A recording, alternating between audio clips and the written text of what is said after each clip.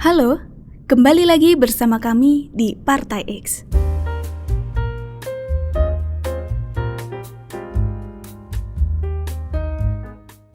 Ramalan krisis ekonomi Indonesia di tahun 2045. Setiap tahun rakyat disuguhi ramalan, krisis global, resesi, ancaman ekonomi dunia.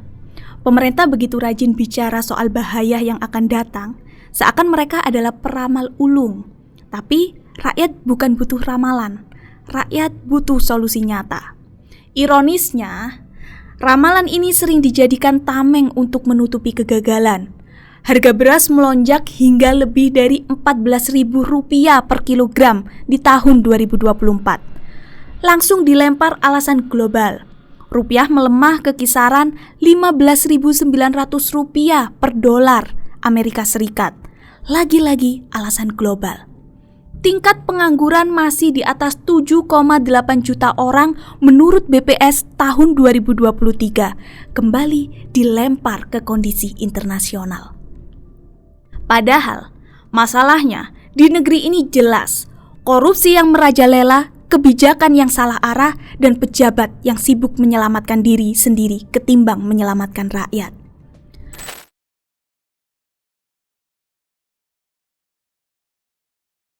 Setiap kali ekonomi goyah, alasan klasik selalu dipakai seperti krisis global, perang di luar negeri, harga minyak dunia, hingga cuaca ekstrim. Tapi pada akhirnya, siapa yang menanggung beban? Bukan pejabat, tapi rakyat kecil. Bukti nyatanya, yaitu meski pemerintah klaim pertumbuhan ekonomi stabil di kisaran 5%, daya beli rakyat merosot. Indeks keyakinan konsumen Bank Indonesia pada pertengahan 2024 sempat turun ke titik 123. Artinya, rakyat makin pesimis. Petani rugi karena harga gabah anjlok di tingkat produksi, tapi harga beras melonjak di pasaran. Usaha mikro gulung tikar karena bunga kredit mahal. Lebih ironisnya lagi, angka kemiskinan pun bisa dibuat tampak lebih rendah hanya karena standar yang dipakai diturunkan. Misalnya, kalau batas garis kemiskinan ditetapkan hanya sekitar Rp550.000 per orang per bulan, otomatis jutaan orang yang hidup pas-pasan di atas angka itu tidak lagi dihitung miskin. Padahal secara nyata, mereka tetap kesulitan beli beras, bayar sekolah, dan berobat. Inilah cara statistik bisa dipoles agar tampak indah, padahal realita jauh lebih pahit. Rakyat tidak butuh ramalan dan tidak butuh data indah hasil manipulasi, mereka butuh kepastian. Mereka butuh harga sembako yang stabil, pendidikan terjangkau, kesehatan yang layak, dan pekerjaan yang jelas. Apa gunanya ramalan krisis kalau solusinya tidak pernah ada? Apa gunanya data menurun di atas kertas kalau perut rakyat tetap lapar di lapangan?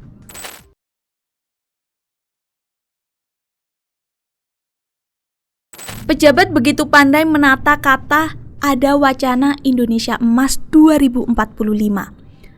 Ada mimpi, reformasi ekonomi besar-besaran, ada pula janji, kesejahteraan di depan mata. Semua terdengar megah, seolah langit sudah digenggam. Tapi di Indonesia kenyataannya malah pahit. Rakyat masih harus antri panjang demi beras murah, anak-anak sulit bayar uang sekolah, orang sakit ditolak rumah sakit karena tak punya biaya, utang negara menembus 8.300 triliun pada Agustus 2024, dan beban bunganya ditanggung rakyat lewat pajak. Apa gunanya bermimpi tentang 2045 kalau 2025 saja rakyat sudah kelaparan? Apa gunanya pidato soal kejayaan bangsa kalau hari ini rakyat hidup dengan utang, pajak mencekik, dan layanan publik yang amburadul?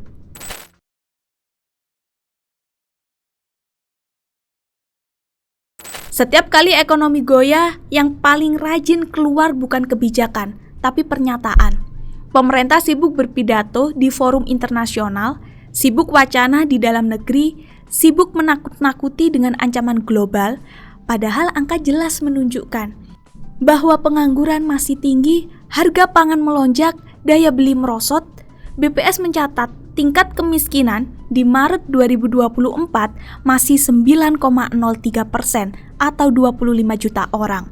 Ekonomi tidak akan bangkit dengan pidato, perut rakyat tidak akan kenyang dengan wacana.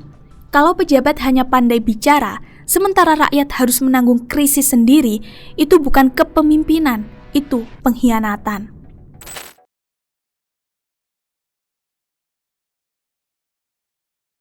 Karena itu, Partai X menegaskan, bangsa ini butuh tindakan nyata, bukan lagi wacana kosong. Yang pertama, musyawarah kenegarawanan nasional oleh 4 pilar, yaitu intelektual, agama, TNI atau Polri, dan budaya. Yang kedua, draft amandemen kelima Undang-Undang Dasar 1945 untuk mengembalikan kedaulatan rakyat. Yang ketiga, Majelis Permusyawaratan Rakyat Sementara untuk mengawal transisi. Yang keempat, pemisahan tegas antara negara dan pemerintah. Yang kelima, Pancasila dijadikan pedoman operasional, bukan hanya slogan. Yang keenam, partai politik diverifikasi ulang dan yang gagal mendidik rakyat dibubarkan. Yang ketujuh, reformasi hukum berbasis kepakaran bukan suara terbanyak.